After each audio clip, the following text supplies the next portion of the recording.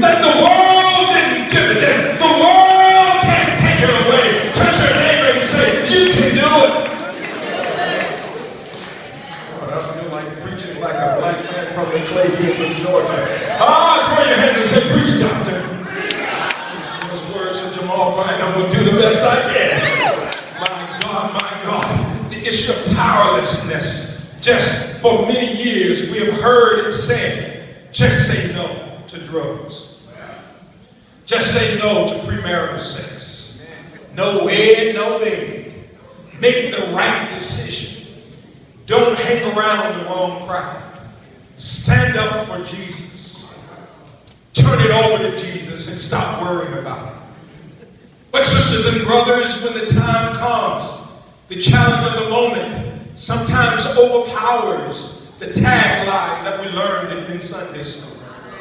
Temptations come like a whirlwind. We need power. Say, we need power. We need power to say no. We need power to do the right thing. We need power to overcome the devil. We need power. You say power. You say, Reverend, why is it that we need power? Well, in 1970, Flip Wilson was on the Ed Sullivan Show. He was making jokes about the lady who said, the devil made me do it. I wasn't born in 1970. But I did see it on YouTube. He was joking about how the devil make the lady shop even when she doesn't want to shop.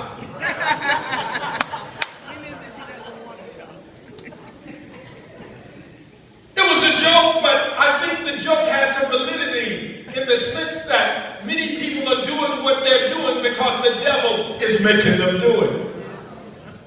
For our purposes today, it is true that the devil is persuasive.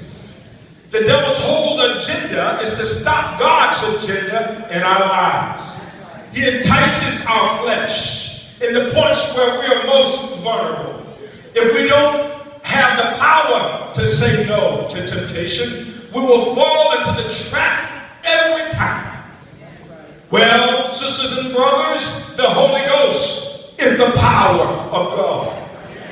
Acts 1:8 promises that we will have power when the Holy Ghost comes upon us.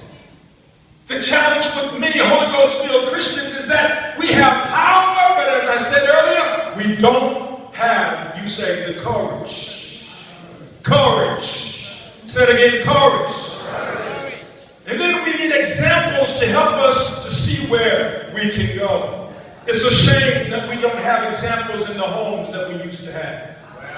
It's sad that even in the churches we don't have the kind of examples that we used to have. As times grow worse and there are fewer and fewer examples to show how young girls don't have to have sex to gain worth, but they can pursue all God's will for their lives. There are fewer and fewer examples to show how young men don't have to succumb to the streets, but can be all that God has for them. But, sisters and brothers, what I like about God, even if there are no examples in our homes, in our communities, and dare I say, in our churches, God did not leave us without an example. God did not just tell us we are the head and not the tail, above and not beneath. He did not just tell us we're overcomers through him who loves us. He did not just tell us that help is in the name of the Lord.